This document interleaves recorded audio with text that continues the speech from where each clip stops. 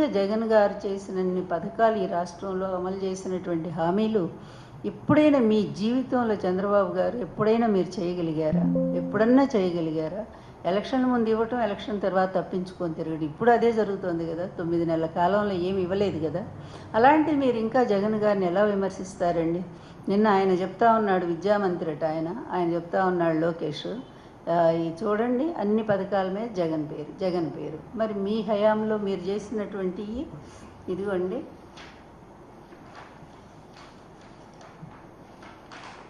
ఇదిగోండి జగనన్న తోఫా, చంద్రన్న తోఫా, చంద్రన్న పెళ్లి కానుక, చంద్రన్న సంక్రాంతి కానుక. ఇక సంచుల మీద చూసారా, ఈ సంచుల మీద బియ్యం ఇచ్చే సంచుల మీద కూడా పెద్ద పెద్ద ఫోటోలు, మొత్తం చంద్రబాబు ముఖమే. ఇక పచ్చరంగు ఎలా పూసారంటే ఆగ్రా నేషనల్ హైవేస్ పక్కన ఉండేటువంటి డివైడర్స్ వాటి మీద కూడా మొత్తం పచ్చరంగే. చెట్టు కనిపిస్తే దాని చుట్టూ పచ్చరంగే, ఎక్కడ రాయి కనిపిస్తే దానికి పచ్చరంగే.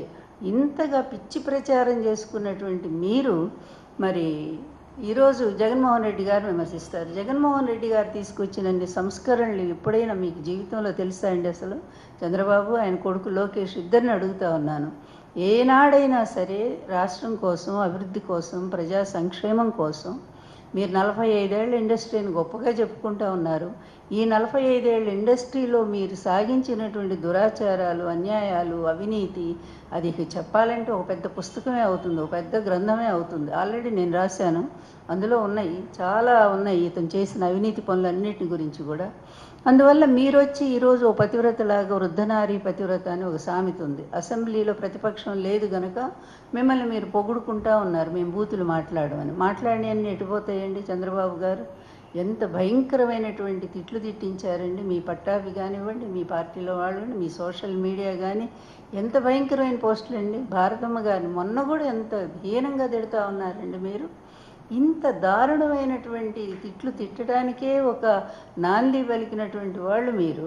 తిట్టండి, ప్రతిపక్షాలని ఎంతైనా తిట్టండి అని చెప్పి తిట్టించి ఈరోజు నాకేమీ తెలియదు, నేను అసలు ఎప్పుడు కూడా తిట్లను నేను ప్రోత్సహించలేదని మాట్లాడుతూ ఉన్నారు. అందువల్ల అట్లాగే అదేవిధంగా దీని మీద కూడా అట్లాగే మాట్లాడుతూ ఉన్నారు, పథకాలన్నిటి మీద జగన్ గారి ఫోటో అని చెప్పి. ఇలా చెప్పుకుంటూ పోతే వీళ్ళు అంటే చెప్పేది ఒకటి, చేసేది ఒకటి.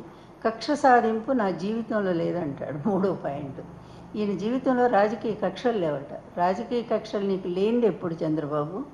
రాజకీయ కక్షతోనే కదా ఎన్టీఆర్ గారిని మరి పదవి దించేసావు నువ్వు. రాజకీయ కక్షతోనే కదా లక్ష్మీపార్వతిని రోడ్డు మీద పడేసావు. ఇప్పటికి కూడా తిడుతూనే ఉన్నారే మీరు. అదేవిధంగా రాజకీయ కక్షతోనే కదా ఆ రోజు వైఎస్ రాజశేఖర రెడ్డి గారి మరణం వెనక మాకు ఇప్పటికి కూడా పెద్ద ఇదే ఉంది. మరి అది ఇప్పుడు ఇంకా ఎందుకంటే అసలు విషయం బయటికి రాకుండా మాట్లాడకూడదు కనుక. అదేవిధంగా ఇంకా చూసుకుంటా పోతే జగన్ గారి మీద మీ కక్ష సాధింపు ధోరణి ఎంత దారుణంగా ఉందండి. కేసు అసలు కేసే లేనటువంటి దాన్ని సోనియా గాంధీతో కలిసి మీరు ఆ రోజు ఎంత భయంకరంగా ఆ అబ్బాయి మీద, చిన్న అబ్బాయి, నా మిత్రుడు, నా స్నేహితుడు వైఎస్ రాజశేఖర రెడ్డి అని చెప్తారే, ఈ ఎంత పచ్చాబద్ధం అండి. మీ మిత్రుడు, స్నేహితుడు అయితే మీ మీద వైఎస్ రాజశేఖర రెడ్డి గారు మీ అవినీతి మీద ఆయన ఎందుకు కేసు పెట్టారండి అప్పుడు? అలాగే మీరు అంత గొప్ప మిత్రులైతే ఆయన కొడుకు ఆయన చనిపోయినాక ఇంకా మరి ఆ బిడ్డకు అండగా ఉండాలి కదా. అలాంటిది ఆయన మీద దొంగ కేసులు పెట్టించి, ఒక లెటర్ రాయించి, తర్వాత అందులో ఇంప్లీడ్ అయ్యి ఆ కేసును భయంకరంగా 16 నెలలు జైల్లో పెట్టించి, ఇదంతా కక్ష సాధింపు కదా.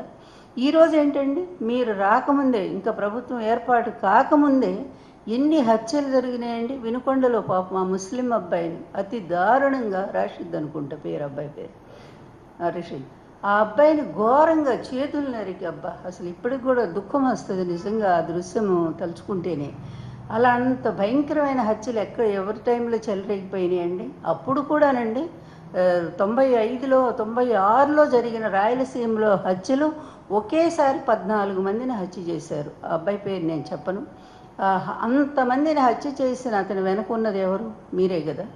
అదేవిధంగా ఇప్పుడు కూడా మీ వాళ్ళు చెలరేగిపోయి, తెలుగుదేశం వాళ్ళు పాత కక్షలన్నీ కూడా కడుపులో పెట్టుకొని హత్యా రాజకీయాలకి పూర్తిగా తెగబడితే మీరు నాకు అసలు ఏమంటవా, నాకు కక్ష సాధింపు లేదా, నీ కొడుకు చేస్తుంది ఏంటయ్యా? రెడ్ బుక్ రాజ్యాంగం కదా, ఎక్కడికక్కడ అందరినీ కూడా సోషల్ మీడియా వర్కర్స్ అందరినీ కూడా ఎందుకు అరెస్ట్ చేస్తున్నారు? అదేవిధంగా మాట్లాడుతూ ఒక సిద్ధాంతపరంగా విమర్శలు చేస్తే విమర్శలు సిద్ధాంతపరంగా ఎదుర్కోండి. అది చేతగాక వాళ్ళ మీద కేసులు పెట్టడమా, వాళ్ళని తీసుకుపోయి జైల్లో లేని అక్రమ కేసులని. నిన్న హైకోర్టు ఏం చెప్పింది? మీరు చేస్తున్న తప్పుడు విధానాలని చెప్పిందా లేదా? పోలీసుల్ని మీ చేతిలో ఒక కీలుబొమ్మలాగా చేసుకొని ఇష్టం వచ్చినట్టుగా ఈరోజు చేస్తూ ఉన్నారే. ఇది అసలు పరిపాలన అంటారా? ప్రజాస్వామ్యం అని అంటారా? ఇది ఒక రాక్షస పాలనలాగా లేదా? ఒక నిరంకుశ విధానం లేదా? మీకు మీరు కితాబులు ఇచ్చుకొని మీ మీడియాలో మీరు పొగిడించుకుంటే సరిపోయిందా? ప్రజల చేత అనిపించండి మీరు ఎంత న్యాయంగా ఈ రాష్ట్రాన్ని పరిపాలిస్తున్నారనేది. ఎంత దారుణం అండి! ఆడపిల్లల మీద ఇప్పటి వరకు దాదాపు 350 మంది ఆడపిల్లల మీద ఇన్ని అత్యాచారాలు, ఇన్ని రకాల మర్డర్లు, హత్యలు కూడా జరిగితే వాటి గురించి ఎవరినైనా తెలుగుదేశం వాళ్ళు అరెస్ట్ చేశారండి? మీరు అసలు ఎవరినైనా అరెస్ట్ చేశారా మీ వాళ్ళని? మరి అదేవిధంగా ముస్లిం అబ్బాయిని అంత ఘోరంగా చంపిన ఆ హంతకులు ఎక్కడున్నారు చెప్పండి? జైల్లో ఉన్నారా వాళ్ళు? మరి ఇదంతా కూడా కక్ష రాజకీయాలు కాదా? మీరు ప్రేరేపిస్తుంది, మీ కొడుకు ప్రేరేపిస్తుంది కదా. మీ కొడుకు ప్రోత్సాహంతోనే ఇచ్చలవిడిగా అతను ఎలక్షన్స్ ముందే చెప్పాడు, మీరు ఒక్కొక్కళ్ళు 30, 40 ఎన్ని అయినా సరే నేరాలు చేయండి, చేసి నా దగ్గరికి రండి, మీకు పోస్ట్ ఇస్తాను. దానివల్ల కదా రెచ్చిపోయింది. ఎవరైనా సరే రాజకీయ పార్టీల్లో ప్రజాస్వామ్య వ్యవస్థలో ఉండేటువంటి వ్యక్తులు ఇలాంటి మాటలు చెప్తారా? వాళ్ళని నేరస్తుడిగా అంగీకరించాలా లేదా? అతని మీద ఎన్ని కేసులు పెట్టాలి? మీకున్న పలుకుబడితోనేమో ఆ కేసులు రాకుండా అడ్డుకుంటారు. స్వయంగా లూటీ చేసినటువంటి రాష్ట్రాన్ని దోపిడీ చేసి మీరు ఫైబర్ నెట్ కానీ లేకపోతే స్కిల్ స్కామ్ కానీ వీటన్నిటిలో మరి ఎంత డబ్బు కాజేశారో అన్ని కేసులు వచ్చినా కూడా వాటిని కూడా మాఫీ చేసుకోవడానికి ప్రయత్నిస్తారు. ఇన్ని నేరాలకు, ఇన్ని రకాలైనటువంటి అవినీతికి అడ్డాగా మారినటువంటి మీరు, మీ కొడుకు ఇద్దరు కూడా ఈరోజు నీతులు చెప్తారా ప్రజలకి? ముందు ప్రజలకు న్యాయం ఎలా చేయాలో అది ఆలోచించండి.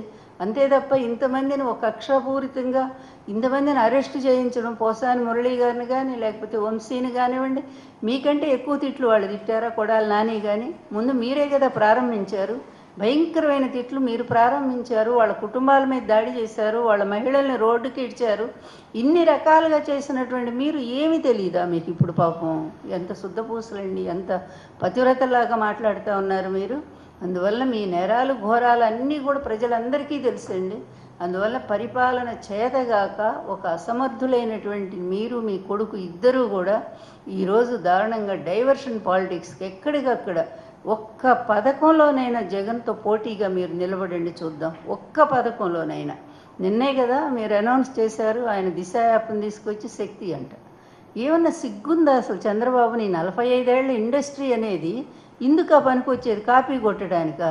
అంటే అప్పుడు పరీక్షల్లో కూడా ఇలా కాపీ కొట్టి పాస్ అయిపోయి ఉంటారేమో. అలాగే నిన్న అచ్చెన్నాయుడు ఒక మాట అన్నాడు, ఏంటి నెల తక్కువ బాలుడు అంట.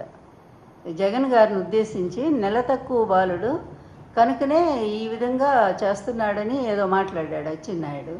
అదే నేను అడుగుతా ఉన్నా, నెల ఎక్కువగా పుట్టావా నువ్వు అచ్చెన్నాయుడు? నువ్వను లోకేష్ ఇద్దరు కూడా ఓ నెల ఎక్కువ, 11 నెలలకు పుట్టారా? అందుకనే అంతంత భారీ శరీరాలు వచ్చినాయా మీకు? మరి అంతే అనాల్సి వస్తుంది. నెల తక్కువ అబ్బాయి అయితే నెల ఎక్కువ మీరు పుట్టారేమో మరి.